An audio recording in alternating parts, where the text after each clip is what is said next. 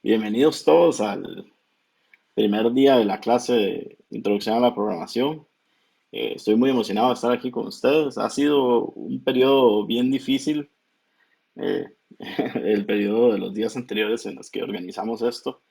Pero bueno, ya estamos iniciando y espero que sea de su aprovechamiento todo lo que vamos a compartir con ustedes. Entonces, por el día de hoy vamos a trabajar así. Yo voy a encargarme de calendarizar bien la reunión para todos los viernes a las 7 y utilizar siempre el mismo link y toda la cuestión para que quede automáticamente en YouTube también. Por el día de hoy voy a grabarlo de esta manera y quedará en YouTube igual de manera manual. Lo subiré en las próximas horas. Así que si saben de alguien que no esté ahorita en clase porque está atrasado o algo así, le puede decir que se puede poner al día, ¿verdad? Eh, con respecto a algunas instrucciones iniciales, yo quiero que casi todo, bueno, que todas las personas estén atentas al Google Classroom. Para eso hay una página web de Google Classroom y también hay una aplicación móvil. Por si alguien desea instalar la aplicación, le facilitaría mucho la comunicación. En el caso de Slack, pues también funciona para muchas cosas fuera del tema de currículum, ¿verdad? Digamos, del contenido de clase. Entonces, si quieren, podemos ir usando el Slack también. Lo que no he hecho es el canal específico para el grupo, como hicieron los otros profesores. Voy a hacerlo ahora más tarde para por si hay algún tema, digamos, fuera de los temas de clase que hay que discutir por algún motivo, no sé. ¿Ok? Les recuerdo que se asignaron grupos de estudio, por lo tanto, a partir de hoy ustedes deberían de trabajar con ellos, eh, considerarlos como un equipo con el que van avanzando, eh, tema por tema y ayudándose mutuamente. Entonces, tomen en serio lo de los grupos de estudio porque les va a hacer falta la práctica. ¿De acuerdo? Entonces, a mí no me llegó el grupo de estudio, dice Armando. Voy a leer tu pregunta. Los grupos de estudio se enviaron a todos los emails. Eh, Revisa bien tu email, revisa en el jukebox o en el donde llegan los correos no deseados. De repente se filtró por ahí. Eh, y si no, puedo publicar con gusto los grupos de estudio. Lo que pasa es que como es información personal, pues podría poner como los nombres tal vez, nada más. Voy a ver qué publico con respecto a eso. De acuerdo, todos deberían tener grupo de estudio. Entonces, si no, me buscas al final de la clase o mañana y yo con gusto te puedo decir cuál es tu grupo de estudio. ¿Ok? Bien, entonces estoy compartiendo mi escritorio y vamos a iniciar con una parte teórica, ¿verdad? Hablando un poco de historia. ¿Todos ven mi pantalla, sí, en la presentación? Sí, Sí, excelente, muy bien. Entonces, perdón. Entonces damos por iniciado a la clase. El día de hoy es muy bonito porque básicamente son los fundamentos de la programación, desde la historia hasta los primeros programas que ustedes van a hacer. Así que de verdad que espero que sea un día memorable para el resto de su vida. Yo me acuerdo todavía de mi primer día de clase y las primeras cosas que hice en programación y espero que así sea con ustedes. Entonces, primero vamos a hablar un poco sobre la historia de la programación, la historia de la computación, porque es muy importante, considero yo, saber de dónde vienen las cosas, digamos, por qué las cosas son como son y quiénes fueron los principales actores de la evolución de estas tecnologías. Entonces, siento que es un tema sumamente importante que tal vez en las universidades no lo aprovechen. Entonces vamos a hablar de esta señorita, Augusta Ada Lovelace. Es una londinesa, eh, también muy conocida como Ada Lovelace. Es hija del conde de Lovelace, era de la alta clase en Londres y nació en 1815, hace más de 200 años ya. Es una persona sumamente, déjenme quitar las notificaciones, es una persona sumamente inteligente y capaz. Ojalá que cuando la próxima vez sean un poco más puntuales con la hora de inicio. Y yo lo seré también. Eh, fue una persona sumamente destacada, es una de esas personas que cambian el rumbo de la humanidad. Amante de las matemáticas desde muy pequeña, totalmente destacada en lo que hacía. Y pues ahora ya, hoy en día es conocida como una de las pioneras de la computación. Y ahora van a conocer por qué es así. Este es su padre, se llama eh, Byron, eh, Byron de Lovelace, o Byron Lovelace, perdón, es el nombre de este señor. Era un señor poeta de la época, muy conocido por sus escrituras y también por ser muy mujeriego. Es una historia bastante interesante y de mucho sufrimiento para Ada y su madre, ya que desde muy pequeña abandonó la casa, ¿verdad? Abandonó el hogar y se fue ahí de fiesta y andarillaar y qué sé yo. Su madre, por otro lado, se quedó con Ada desde muy pequeña, desde bebé, y la cuidó durante toda su vida. Eh, Ada era una persona bastante enferma, tenía problemas de digestión y, digamos, otros problemas varios que le hicieron una niñez muy difícil. Por lo tanto, pasó mucho tiempo en cama. La mayoría de su vida, de hecho, pasó enferma. Y cuando cumplió 8 años, su padre murió. Ella vivió siempre obsesionada con su papá, se mandaban cartas del uno al otro, se escribían poesía y se escribían constantemente, ¿verdad? Digamos, entre uno y otro, y a la mamá de Adam eso no le gustaba, ¿verdad? Ella quería que ella se alejara lo más posible de la poesía y se dedicara a otras ciencias más exactas. Entonces, Ada, por insistencia de su madre, estudió literatura, estudió música, astronomía y, por supuesto, matemáticas.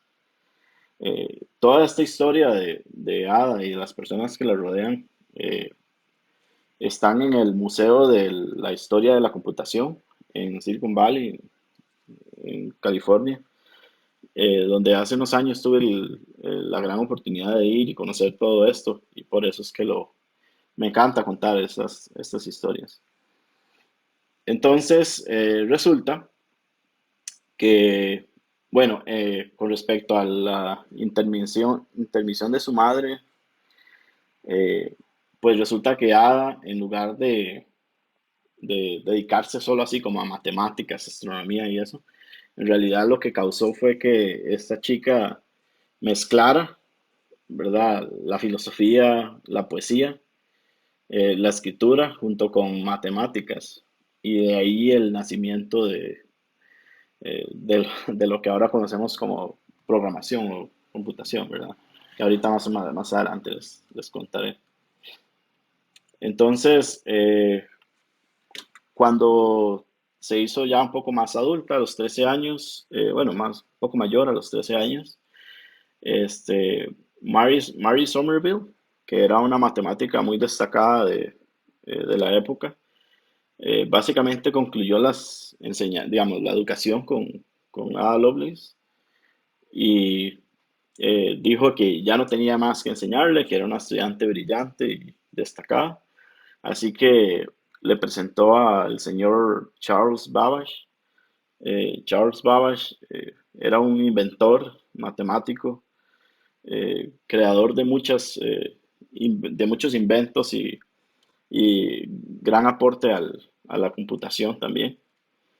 Resulta que Charles lo que hacía era ciencia pura, digamos, investigar, tratar de crear máquinas para solucionar problemas.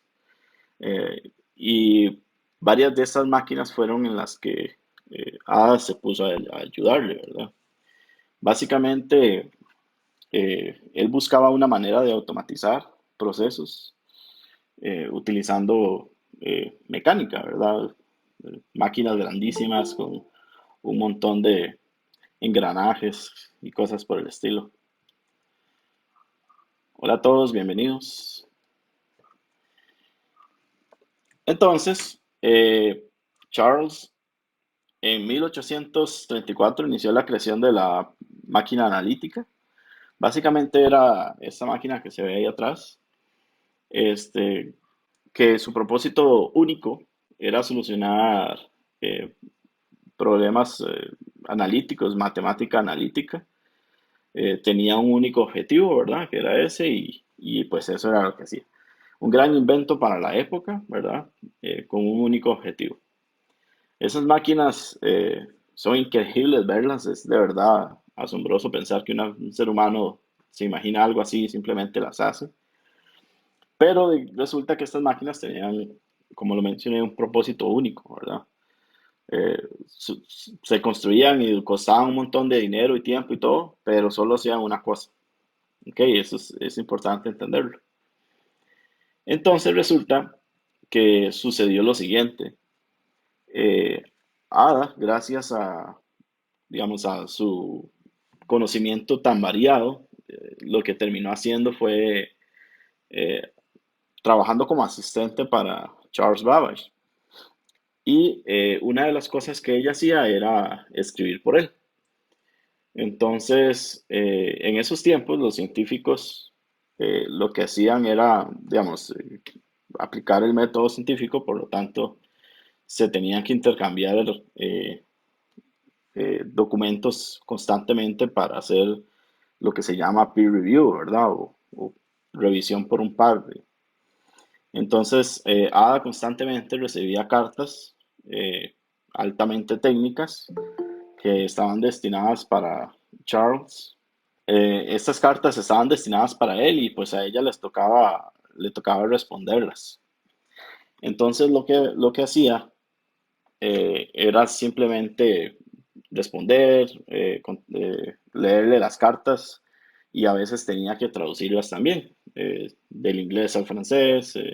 Creo que sabía como cuatro o cinco idiomas. No se sabe con exactitud qué nivel de, de conocimiento tenía de los idiomas, pero sí los escribía bastante bien. Entonces resulta que en una ocasión sucedió que eh, un científico francés le escribió sobre la máquina analítica y Ada empezó a expandir las cartas más aún.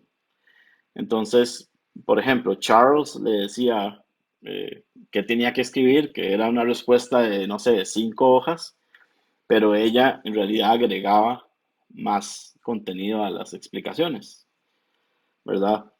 O agregaba notas al pie de página o incluso dibujos o instrucciones varias. Después de un año de estar haciendo eso, ella en una de sus cartas, bueno, una de las cartas de Charles, ella escribió algo que tal vez en su momento pues no se dio cuenta, ¿verdad? De lo que había descubierto, pero ella lo que hizo fue inventar la programación, ¿ok? Eso lo veremos más adelante con más explicaciones, pero básicamente ella, conociendo cómo funcionaban las matemáticas y cómo funcionaba la máquina, descubrió que podía modificar la máquina para que la máquina automáticamente funcionara para múltiples propósitos. Ah, creí que alguien se había unido.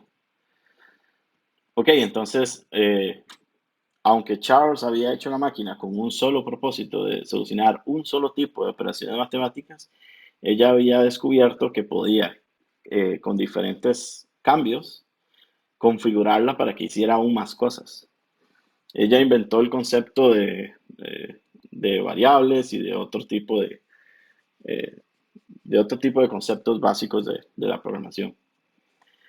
Lo que se ve aquí abajo, esas que parecen unas cartas con huequitos, eso fue una de las aportes de ella. Básicamente, eh, lo que hizo fue idear una manera de configurar la máquina. Entonces, cada una de esas cartas son diferentes configuraciones. Entonces, si ella metía una carta, la máquina hacía una cosa, y si metía otra carta, hacía otra cosa.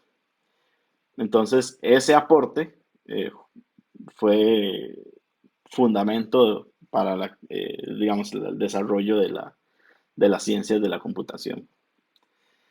Eh, Luego, en 1843, se publicó un libro, ¿verdad?, de Charles Babbage. Y si ustedes ven por aquí, abajito, dice que incluye las notas de la traductora, ¿verdad? Que es Lady Lovelace, que es Ada Lovelace. Esas notas de la traductora son el fundamento de la programación. ¿Ok? Ella murió en 1852, tenía solo 36 años, para que se hagan una idea. Eh, a esa edad tan joven, eh, era una erudita en muchas áreas de las ciencias y de las ciencias exactas y de muchas áreas de estudio. Además, fue la inventora digamos, la promotora o inventora de la programación. Por petición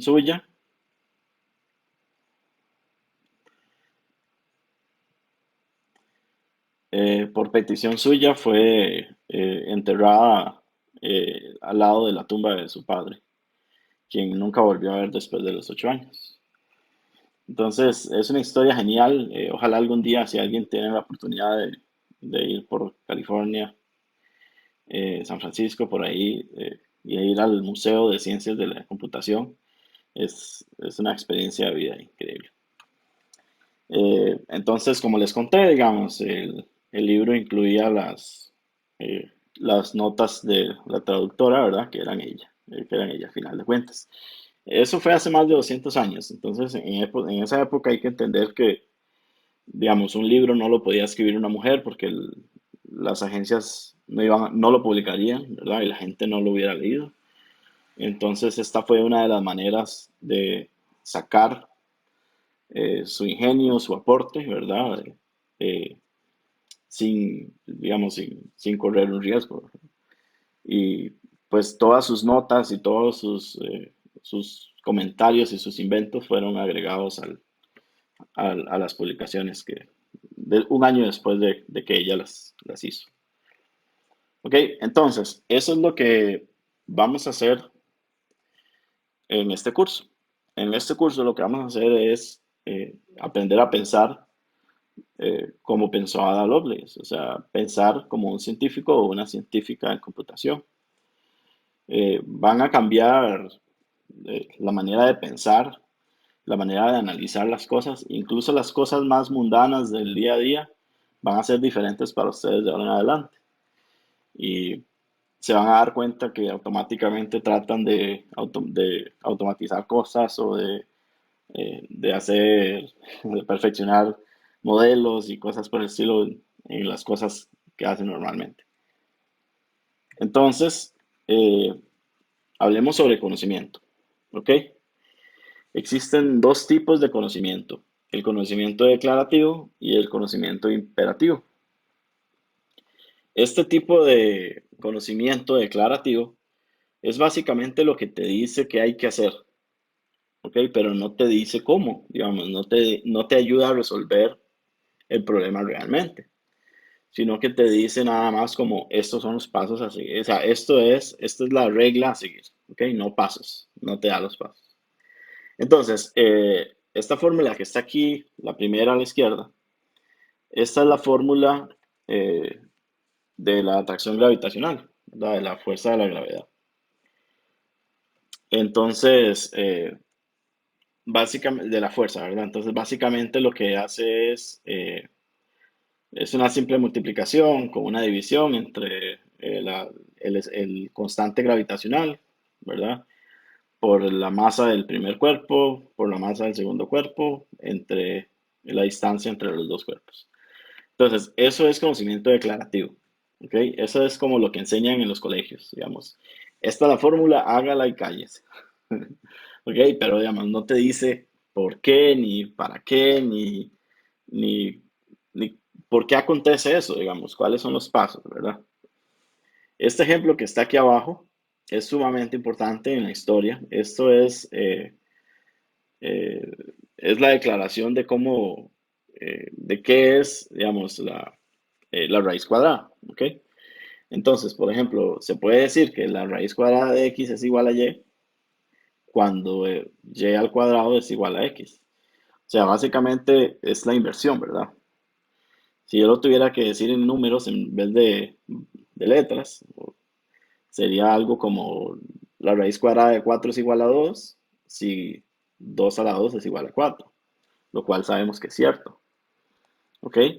Pero eso sí, cuando y sea mayor a cero, o sea, que sea positivo, porque yo no puedo hacer esto con un número negativo, ¿verdad? El resultado es diferente. Entonces, ese es un ejemplo de conocimiento declarativo. Básicamente es como poner las reglas, este es el juego, estas son las reglas y punto, ¿ya? Pero no tiene el paso a paso ni realmente te ayuda a solucionar un problema, ¿verdad? Al menos de que lo hagas diferente. Entonces, eso de hacerlo diferente es básicamente conocimiento imperativo. Es saber cómo, cómo se hacen las cosas. ¿Ok?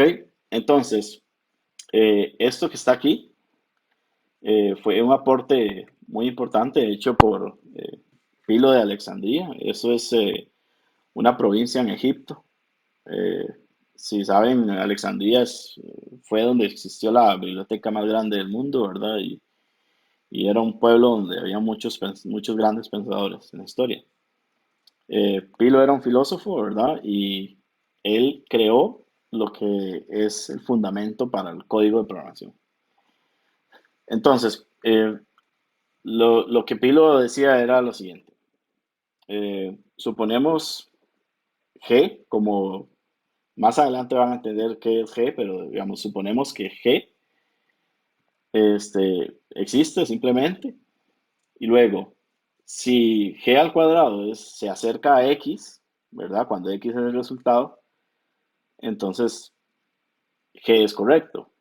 Básicamente, esto que está aquí es lo mismo que esto, pero eh, en otro tipo de conocimiento, digamos, o proyectando otro tipo de conocimiento. Entonces, si no es así, ¿verdad? Entonces, a G le vamos a asignar el resultado de esta pequeña operación. G más X entre G dividido entre 2. ¿Ok? Por ejemplo, si yo digo, este, supongo que estoy tratando de calcular G, ¿verdad? Que es una raíz cuadrada. Entonces yo puedo decir que que si G a la 2 o sea, que si G al cuadrado, si lo convertimos en un número, digamos que es un 2 otra vez. Entonces, si 2 a la 2 se acerca a 4, quiere decir que es el resultado correcto. Entonces sí es la raíz cuadrada de 4, ¿verdad? Eso es lo que dice. Y si no es así, entonces tenemos que seguir convirtiendo.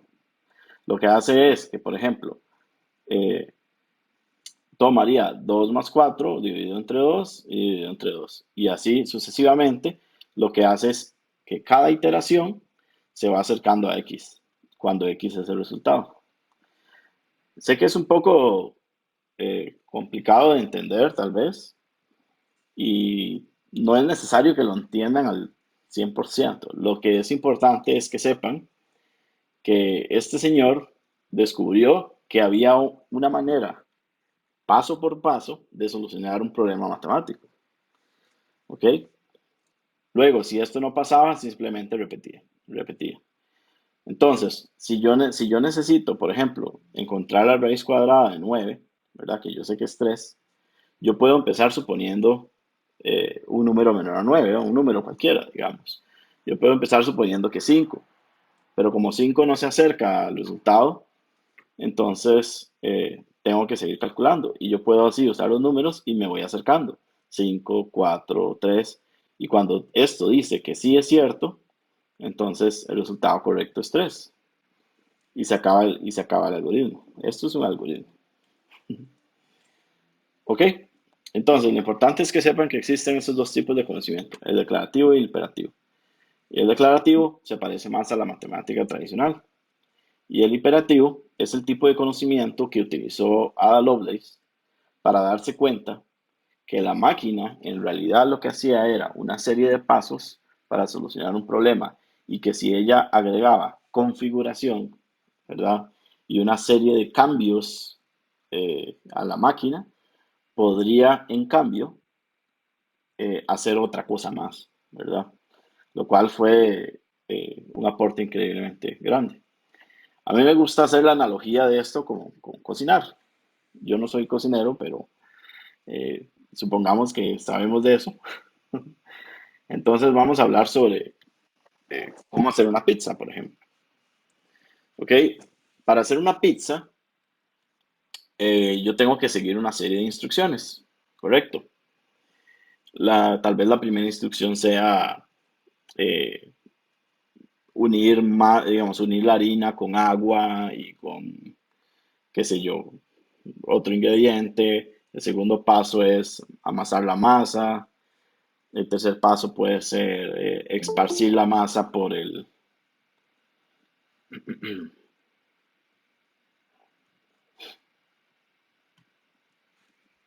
tercer paso puede ser esparcir la masa en la mesa, luego agregar la salsa, agregar el queso, agregar los ingredientes, etcétera. Pero vean que cuando yo agregué la salsa a la pizza, eso en realidad es otro producto, ¿verdad?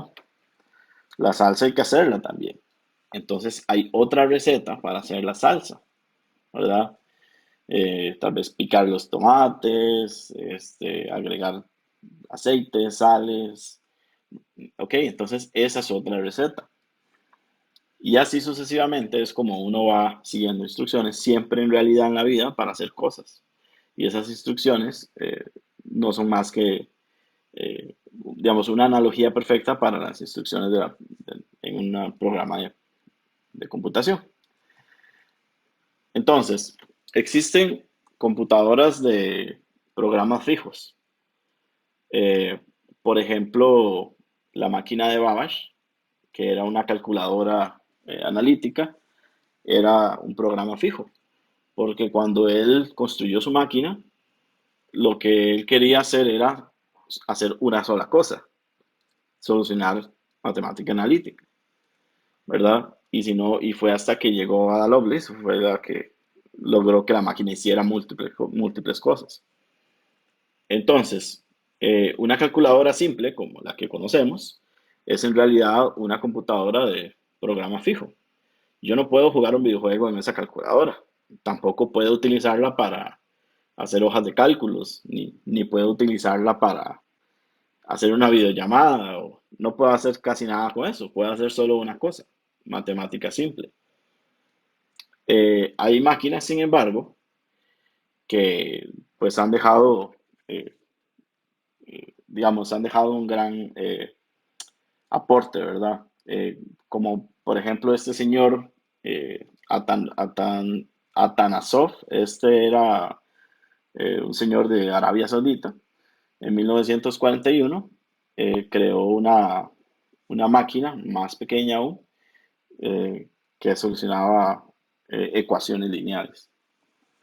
Entonces, eso era otro avance bastante grande, pero como ven, 100 años, más de 100 años atrás había una que era analítica y ahora hay otra que es lineal. Entonces, digamos, hay muchas máquinas y hay una máquina para cada cosa y van entendiendo cómo es el asunto, ¿verdad?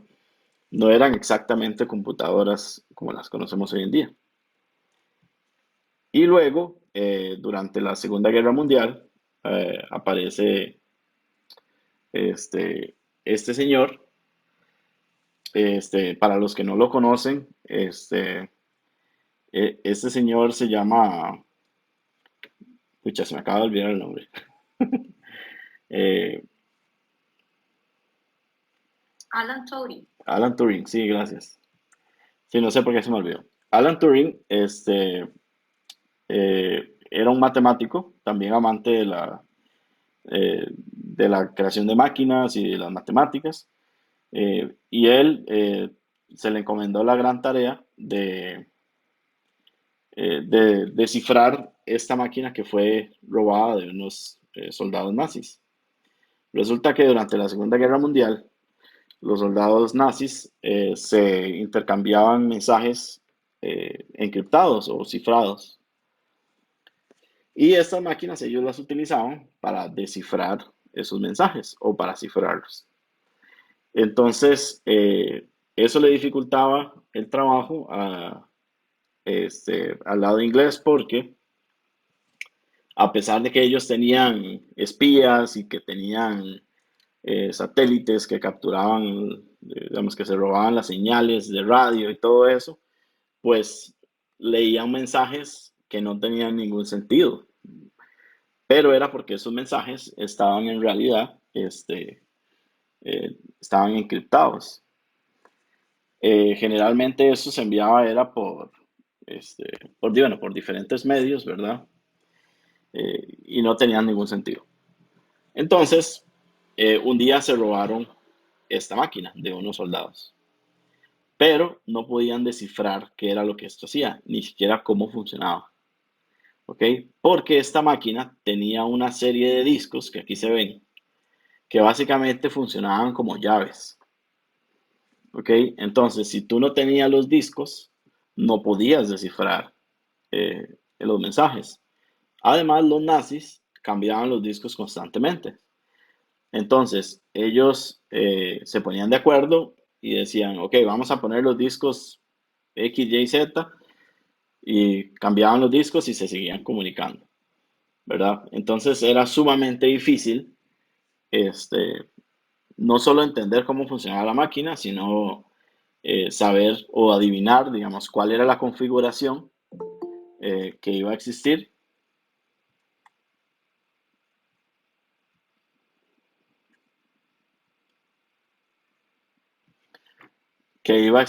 en un determinado momento.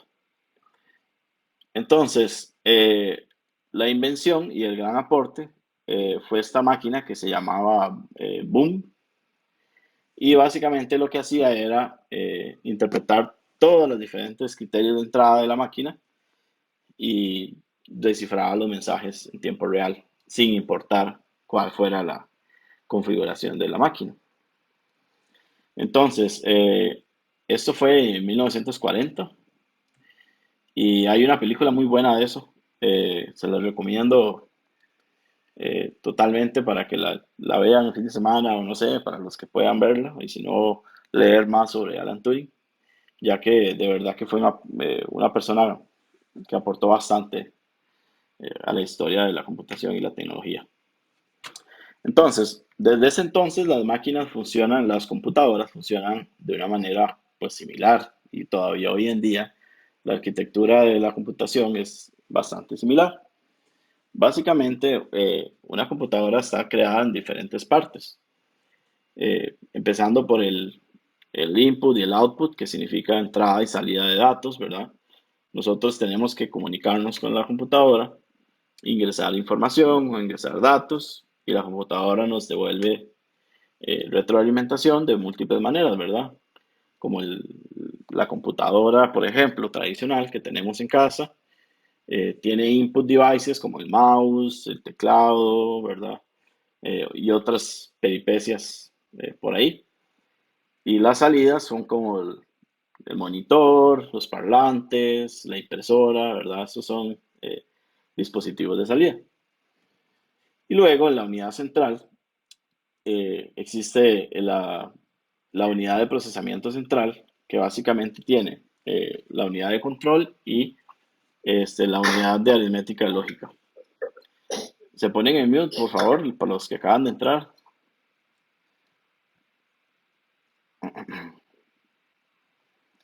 Ok, gracias. De acuerdo, entonces, ¿qué es lo que hace cada una de estas partes?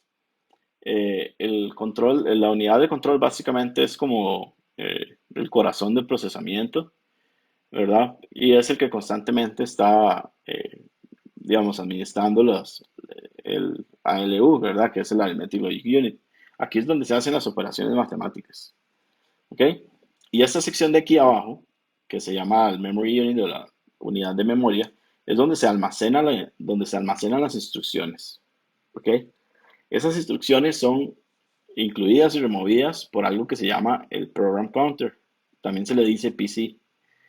El PC básicamente eh, toma del input las instrucciones y las mete en la unidad de memoria para que luego la unidad de control le indique al ALU que tiene que procesar esas instrucciones. Entonces, básicamente este diseño lo que logra es que una computadora sea configurable, ¿verdad? Como lo que hizo Ada Lovelace. Permitir que pueda cambiar cuáles son las reglas de juego, ¿ya? Ya no es algo estático que funciona así porque así está hecho y ya, sino que permite el ingreso de instrucciones y de una configuración que permite un comportamiento diferente. Entonces, esa es básicamente la arquitectura y sigue siéndolo hoy en día. Entonces, por ejemplo, para regresar a la analogía de la pizza, voy a hacer varias cosas de pizzas hoy, las prácticas también. Básicamente uno, cuando está leyendo una receta, empieza con la configuración, digamos, de mi receta, ¿verdad? Que es, por ejemplo, para cuántas personas es la pizza o de qué tamaño es la pizza, eh, cuántas cucharadas debería incluir. Por ejemplo, en este caso, la harina son 3 y 3 cuartos, la sal son 2 cucharaditas. Todo eso es como configuración, ¿ok? Son los valores de entrada iniciales de mi receta, ¿de acuerdo? Y luego están las instrucciones. Haga la masa, agregue los ingredientes, métala al horno media hora, qué sé yo. Esas son instrucciones, ¿ok? Y es básicamente pues lo que el chef hace. Entonces, hay una manera muy buena que los estudiantes de ciencias de la computación o de ingeniería en sistemas o de ingeniería en software o lo que sea, estudian es los diagramas de flujo. Los diagramas de flujo son un estándar que es bastante fácil y bastante cómodo, ¿verdad? Para representar flujos de acciones de un programa. Entonces, la simbología es de esta manera. Todo programa tiene un inicio y un fin y se utiliza este circulito por aquí. Bueno, es un semicírculo, ¿verdad? Luego, todas las cosas que nosotros hacemos, todas las instrucciones son procesos en realidad. Entonces, se representa con un rectángulo y se le indica adentro cuál es el proceso que va a ejecutar. Luego existe la toma de decisión. Una toma de decisión es básicamente si algo está así, si algo cumple un criterio, funciona de una manera. Y si algo no cumple un criterio, funciona de otra manera. Eso lo vamos a ver la próxima semana, ¿ok? Junto con este que son las entradas y las salidas. Las entradas y las salidas, como les dije, es como el input y el output, ¿verdad? Son los canales de entrada y salida. Y básicamente lo que hace es ingresar o sacar valores, ¿ok?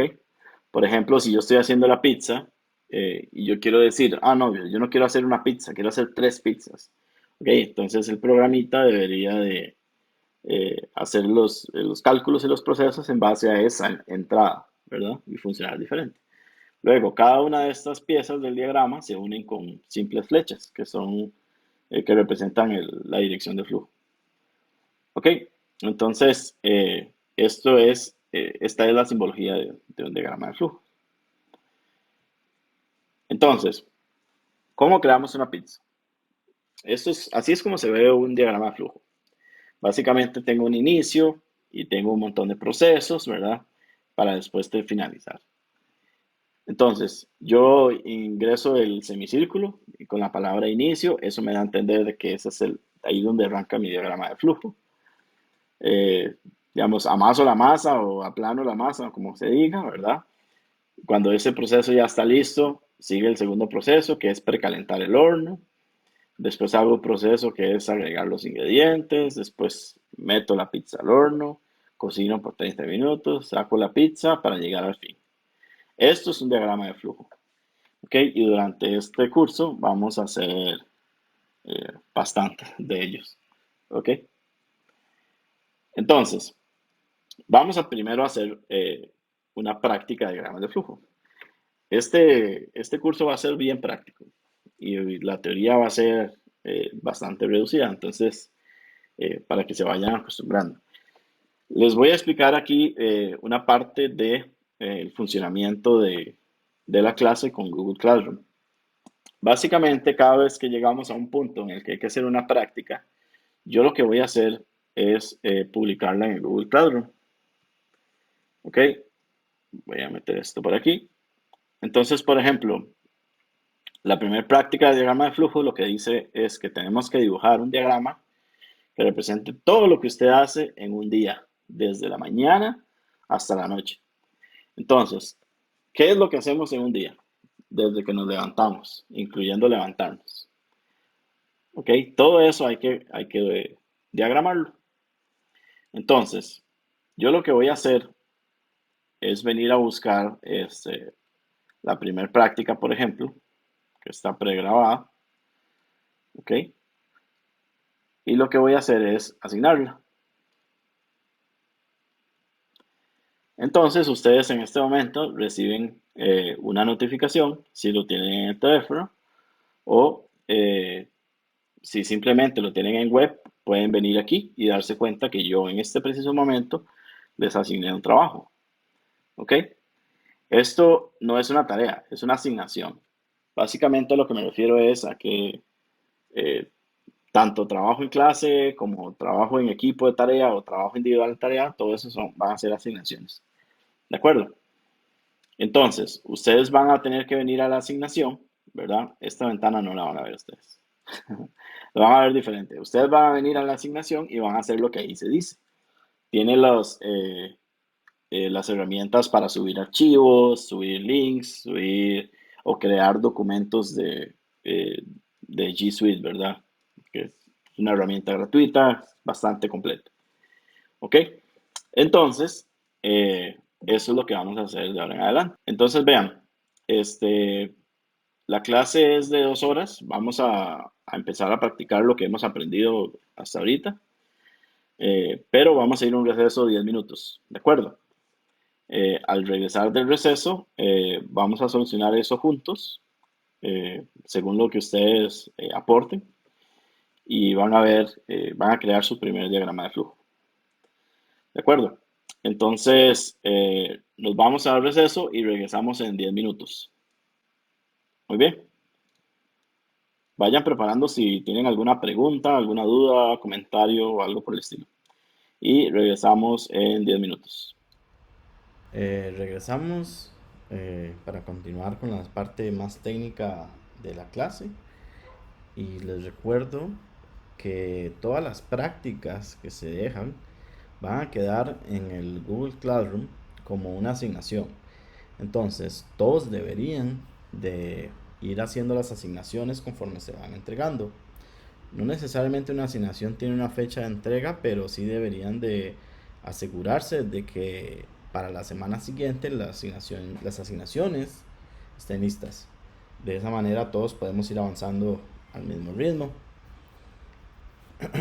Eh, Recuerden subir la práctica de diagramas de flujo que corresponde para el día 1 y así continuamos. Además de la práctica de diagrama de flujo, tenemos que instalar Python. Y aquí depende mucho del sistema operativo que estén utilizando. Básicamente, para Windows lo que recomiendo es mejor descargar el instalable que se encuentra en la página web. que está ahí, que pueden ver en pantalla. En el caso de Mac, pueden intentar utilizando Homebrew con ese comando brew install Python 3, debido a que es más fácil y pues queda más rápido instalado. Solamente recuerden que aparentemente hay un par de versiones de Mac del sistema operativo. Creo que es la antepasada y la penúltima también. No tienen Homebrew instalado. Entonces, si ustedes desean, pueden buscar en internet cuál es el comando correcto para su versión del sistema operativo. Pero en ese caso, para evitar mucho problema, también podrían bajarla de la página web, eh, ya que les descarga un instalable, ¿verdad? Digamos, un wizard y ahí lo instalan. En el caso de Linux es bien fácil, solamente ejecutan el comando que ven en pantalla, sudo apt-get install python 3.1, y eso les instalará la versión de Python correcta. Ok, recuerden que tenemos dos versiones de Python en existencia. Está la versión 2.7 y la versión Python 3, que es de 3 en adelante. El motivo por el cual existen dos Python es porque el equipo de desarrollo vio la necesidad de seguir dando mantenimiento a la versión vieja de Python 2.7, porque había muchas empresas y developers que no podían migrar sus plataformas o su software a la nueva versión, debido a que la nueva versión era tan avanzada que generaba cambios que rompían los programas en versiones anteriores. Por eso existe todavía Python 2.7. No lo utilicen ni para hacer proyectos ni para aprender, ¿ok? Solamente se utiliza cuando tienes que darle mantenimiento a software viejo. Pero si quieres aprender a programar con Python y además quieres generar cosas nuevas, deberías utilizar el Python de la versión 3 en adelante. ¿Ok? Ahora, revisemos este link de instalación. En el caso de Windows, yo les recomiendo que por favor traten de instalar al puro final. Hay una versión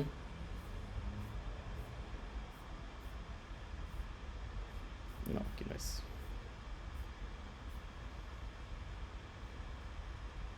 En Windows tienen que seleccionar aquí Python 3, ¿ok? Aquí adentro pueden irse hasta el puro final, donde están los archivos de instalación, y hay uno que se llama Web Based Installer. Este es mejor porque es más pequeño y este revisa tu computadora a ver qué te hace falta y te descarga solo lo que ocupas. En cambio estos otros pues son más pesados y puede ser que estés descargando cosas que tu computadora ya tenga. Entonces solamente si necesitas alguna otra distribución pues inténtalo también, pero generalmente este debería funcionar. ¿Ok? Y como les dije, en el caso de las computadoras Mac que no tengan Homebrew instalado, es muy fácil. Solamente vamos a la raíz de python.org, ¿ok? Y aquí hay un link que dice descargar la última versión Python 3.8. Entonces, esta es una manera directamente. La otra manera es ir a la opción de descargas, ¿ok? Y de aquí pueden ir al botón Python 3.8. Es lo mismo, genera lo mismo, te lleva al mismo lugar, ¿verdad? Básicamente este archivo es el que hay que ejecutar, ¿ok? Lo abres, lo ejecutas, le das siguiente, siguiente, listo, tienes Python instalado. Ahora, en Windows es buena idea que durante el wizard, casi al inicio, activen esta opción que agrega Python al path. El path es básicamente configuración de tu máquina, más específicamente de tu consola en Windows. Entonces es buena idea que esto quede activo para que puedan utilizar la consola ordinaria para ejecutar comandos. no se preocupen si por algún motivo aún así no funciona la consola. Ustedes pueden abrir el programa que se llama Python, eh, que está instalado, digamos, que el instalador te deja también. Abres ese Python y en realidad te abre la consola, pero con una configuración extra, haciendo que Python te funcione bien. ¿Ok? Con respecto a la manera de ejecutar Python, si tu sistema operativo ya tenía una versión anterior de Python, entonces cuando lo llames con Python va a ejecutar la versión vieja. Así que en ocasiones es mejor intentar primero con Python 3. Ejecutas el comando y te debería funcionar Python. Vamos a hacerlo. Abres tu terminal y en tu terminal, voy a hacerlo un poco más grande. Vamos a ver. En tu terminal, lo único que tienes que hacer es escribir Python 3 o Python si no tienes nunca Python instalado antes, ¿verdad?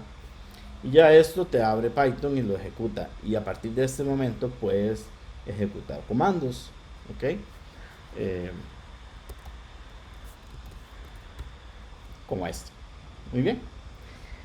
Entonces, esa es la manera correcta por ahora de ejecutar Python. Por ahora vamos a empezar así, después vamos a ir progresando con el tipo de herramientas que vamos a utilizar. Ok, pero empezamos con versiones bien básicas. Este comando que está aquí abajo es para ejecutar un archivo. Ok, entonces en este caso lo vamos a usar después, pero hay que tenerlo bien presente.